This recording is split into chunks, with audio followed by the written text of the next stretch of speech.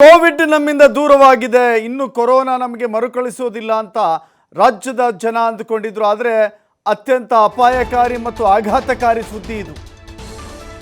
ರಾಜ್ಯದಲ್ಲಿ ಮಹಾಮಾರಿ ಕೋವಿಡ್ಗೆ ಒಬ್ಬ ವ್ಯಕ್ತಿ ಸಾವನ್ನಪ್ಪಿದ್ದಾನೆ. 64 ವರ್ಷದ ವ್ಯಕ್ತಿಯೊಬ್ಬರು ಕೋವಿಡ್ನಿಂದ ಮೃತಪಟ್ಟಿದ್ದಾರೆ. ಈ ವಿಷಯವನ್ನು ಆರೋಗ್ಯ ಸಚಿವರೇ ದೃಢಪಡಿಸಿದ್ದಾರೆ. ಆರೋಗ್ಯ ಸಚಿವ ದಿನೇಶ್ ಗುಂಡೂರಾವ್ ಮಾಹಿತಿಯನ್ನು ಹಂಚಿಕೊಂಡಿದ್ದಾರೆ. ಬೆಂಗಳೂರಿನ ಚಾಮರಾಜಪೇಟೆಯಲ್ಲಿ ವ್ಯಕ್ತಿ ಸಾವನ್ನಪ್ಪಿದ್ದಾರೆ. ಒಮಿಕ್ರಾನ್ ಉಪತಳಿ JN1 ಬೇಗ ಹರಡುವ ವೈರಾಣು, ಆದರೆ ಇದು ಅಷ್ಟು ಹಾನಿಕಾರಕ ಅಲ್ಲ. ಮೃತ ಹೊಂದೋದು ಕಡಿಮೆ, ಸಾವನ್ನಪ್ಪೋದು ಕಡಿಮೆ. ದೇಶದಲ್ಲಿ ಇದುವರೆಗೆ 20 ಪ್ರಕರಣಗಳಲ್ಲಿ JN1 ಪತ್ತೆಯಾಗಿದೆ ಎಂಬ ಮಾಹಿತಿ ಕೊಟ್ಟಿದ್ದಾರೆ. ಗೋವಾ 18, ಕೇರಳ 1, ಮಹಾರಾಷ್ಟ್ರದಲ್ಲಿ 1 ಕೇಸ್ ಅಂತೆ. ಮಾಡ್ತಕ್ಕಂಥದ್ದಕ್ಕಿಲ್ಲ. ಗಡಿ ಭಾಗಗಳು ನಾನು ಅದನ್ನು ಸ್ಪೆಸಿಫಿಕ್ ಆಗಿ ಕೇಳಿದೆ. ಅದರಿಂದ ಗಡಿ ಭಾಗಗಳಲ್ಲಾಗಲಿ ಏರ್ಪೋರ್ಟ್ಗಳಲ್ಲಾಗಲಿ ಎಲ್ಲೂ ಕೂಡ ಸ್ಕ್ರೀನಿಂಗ್ ಮಾಡೋದಕ್ಕೆ ಏನೂ ಇಲ್ಲ. ಯಾರಾದರೂ ಸಿಮ್ಟಮ್ಸ್ ಇದ್ದರೆ, ಸಿಮ್ಟಮ್ಯಾಟಿಕ್ ಕೇಸಸ್ ಇದ್ದರೆ ಅದರ ಬಗ್ಗೆ ನೀವು ನೋಡ್ಬೋದು ಅಂತ ಹೇಳಿದ್ದಾರೆ. ಅದು ನೋಡೋಣ, ಯಾಕಂದರೆ ಇನ್ನೂ ನಾಳೆ ಮತ್ತೆ ಮೀಟಿಂಗ್ ಇರ್ತದೆ. ಶನಿವಾರ ಅಷ್ಟಕ್ಕೆ ನಮಗೆ ಆ ರಾಷ್ಟ್ರಗಳಲ್ಲಿ ಭಾಳ ವೇಗವಾಗಿ ಹರಡುವಂಥ ಒಂದು ವೈರಾಣು ಆಗಿದೆ.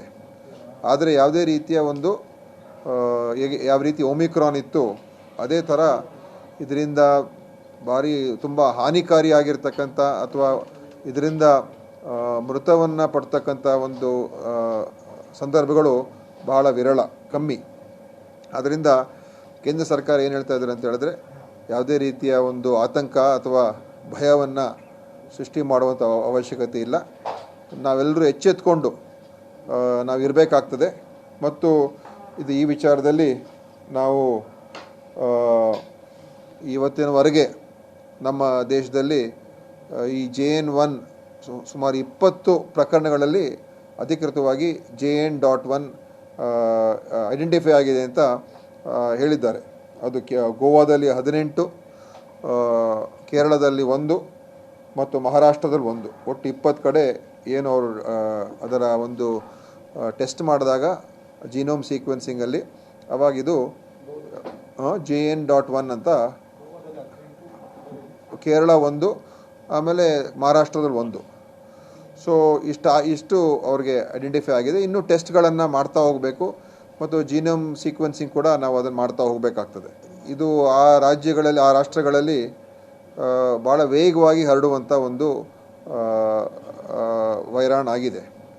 ಆದರೆ ಯಾವುದೇ ರೀತಿಯ ಒಂದು ಯಾವ ರೀತಿ ಒಮಿಕ್ರಾನ್ ಇತ್ತು ಅದೇ ಥರ ಇದರಿಂದ ತುಂಬ ಹಾನಿಕಾರಿಯಾಗಿರ್ತಕ್ಕಂಥ ಅಥವಾ ಇದರಿಂದ ಮೃತವನ್ನು ಪಡ್ತಕ್ಕಂಥ ಒಂದು ಸಂದರ್ಭಗಳು ಬಹಳ ವಿರಳ, ಕಮ್ಮಿ. ಆದ್ದರಿಂದ ಕೇಂದ್ರ ಸರ್ಕಾರ ಏನು ಹೇಳ್ತಾ ಇದ್ದಾರೆ ಅಂತ ಹೇಳಿದ್ರೆ, ಯಾವುದೇ ರೀತಿಯ ಒಂದು ಆತಂಕ ಅಥವಾ ಭಯವನ್ನು ಸೃಷ್ಟಿ ಮಾಡುವಂಥ ಅವಶ್ಯಕತೆ ಇಲ್ಲ. ನಾವೆಲ್ಲರೂ ಎಚ್ಚೆತ್ಕೊಂಡು ನಾವಿರಬೇಕಾಗ್ತದೆ. ಮತ್ತು ಈ ವಿಚಾರದಲ್ಲಿ ನಾವು ಇವತ್ತಿನವರೆಗೆ ನಮ್ಮ ದೇಶದಲ್ಲಿ ಈ JN1 ಸುಮಾರು 20 ಪ್ರಕರಣಗಳಲ್ಲಿ ಅಧಿಕೃತವಾಗಿ JN.1 ಐಡೆಂಟಿಫೈ ಆಗಿದೆ ಅಂತ ಹೇಳಿದ್ದಾರೆ.